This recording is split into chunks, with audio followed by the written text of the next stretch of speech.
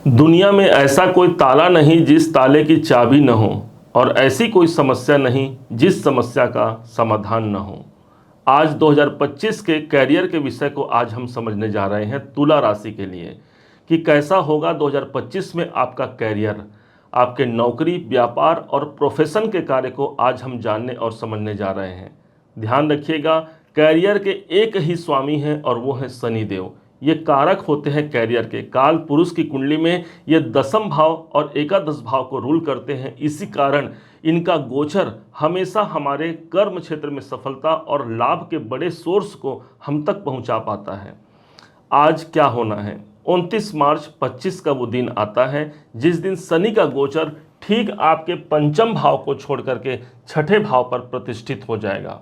जिस प्रकार से एक फूल की खुशबू दूर से ही पता चल जाता है, ठीक इसी प्रकार से इस फूल अर्थात शनिदेव, जो सबसे बड़े योग कारक हैं आपके लिए, केंद्र और त्रिकोण के मालिक हैं, इनका गोचर होगा ठीक हमारे छठे घर पर। और इसका सुगंध, इसकी खुशबू हमको 2025 के शुरुआती दिनों से ही देखने को मिल सकती है। आज समझते हैं 2 साल 2 महीने 3 दिनों के कार्यकाल में शनिदेव आ रहे हैं। यूं तो शनिदेव का गोचर जो होता है वो 2.5 साल का होता है, लेकिन इस दरमियान शनिदेव 2 साल 2 महीने 3 दिन में ही अपना कार्यकाल पूरा कर लेंगे, अर्थात जो होगा वो बड़ी गति से होगा। देखते हैं, समझते हैं कि क्या होना है। एक ऐसी एनर्जी जो पंचम भाव को छोड़ करके छठे भाव पर उपस्थित हो जाएंगे शनिदेव।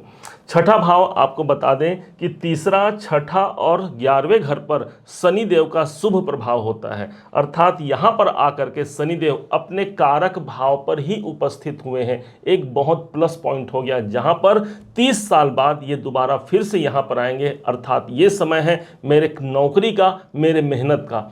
आप चाहे बिजनेस करते हो या फिर नौकरी करते हो, आपके बिजनेस में आपके मेहनत का प्रतिफल यहां पर शनिदेव दिलाने आए हैं। इस बात को आप समझिएगा। आपके बिजनेस में एक नए मुकाम तक आपको ले जाना चाहते हैं। व्यापार के क्षेत्र में भी देखा जाए तो शनिदेव आपको सफलता देंगे। क्यों? क्योंकि शनिदेव छठे भाव पर बैठे हैं और ये पुश कर रहे हैं, ये धकेल रहे हैं। कौन से भाव को? तो सप्तम भाव को। अर्थात सप्तम भाव हमारा व्यापार यदि किसी कारण से सोया हुआ है तो शनिदेव पुश कर रहे हैं, अर्थात उसे आगे बढ़ाएंगे। इस बात को ध्यान दीजिएगा। अर्थात व्यापारी वर्ग के लिए एक श्रेष्ठ समय इनका प्रारंभ होने जा रहा है।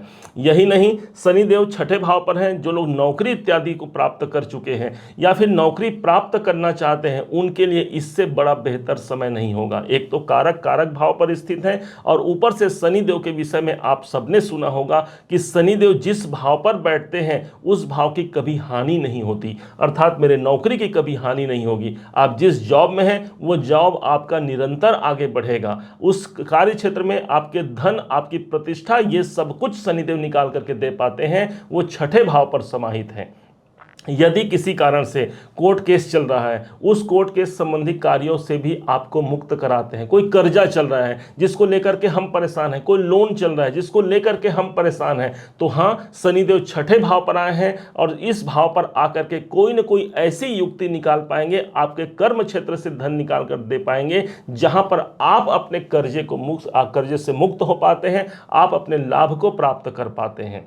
अब यहां बात समाप्त नहीं होती। शनि के पास 3 दृष्टियां हैं। माना जाता है शनि की दृष्टि 3 दृष्टियां हैं और तीनों अलग अलग हमको प्रभाव देते हैं। पराशर होरा शास्त्र के अनुसार तीसरी दृष्टि जहां पर पड़ेगी वहां पर हमको ध्यान भी रखना होगा, वहां पर चैलेंज अधिक आएंगे।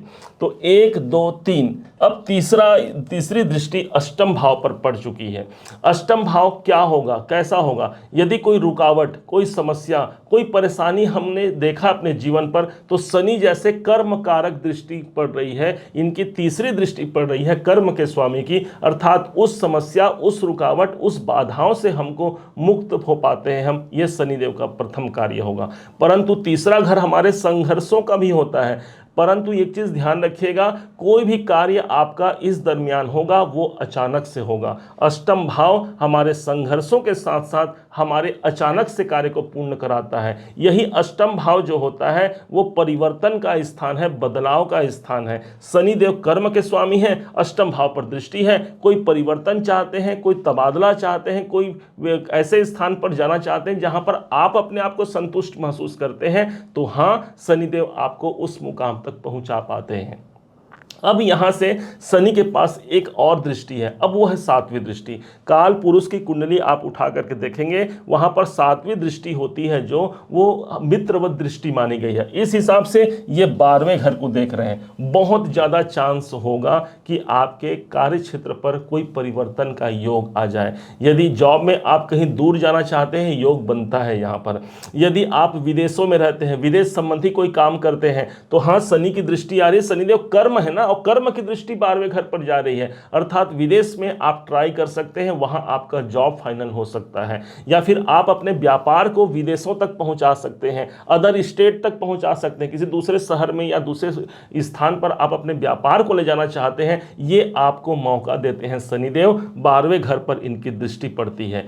एक और समझिएगा, ये स्थान आपके निवेशों को बढ़ा देगा। बहुत दिन हो गए हम निवेश करना चाहते हैं, धन की बढ़ोतरी हमारे निवेश से ही होती है। हम कितना भी कमा लें, यदि हम उस पैसों का निवेश नहीं करते हैं तो ये समझिए कि वो कितना भी बड़ा धन हो, वो हमसे दूर ही चला जाएगा। इसलिए संग्रह करने की प्रवृत्ति आपकी बढ़ाएंगे, और इस दरमियान आप अपने पैसे को अपने पास नहीं रखते हैं, बल्कि किसी योग्य कार्य में आप अपने पैसे को लगा पाते हैं, अर्थात निवेश यहाँ पर सबसे अधिक प्रभावी होगा।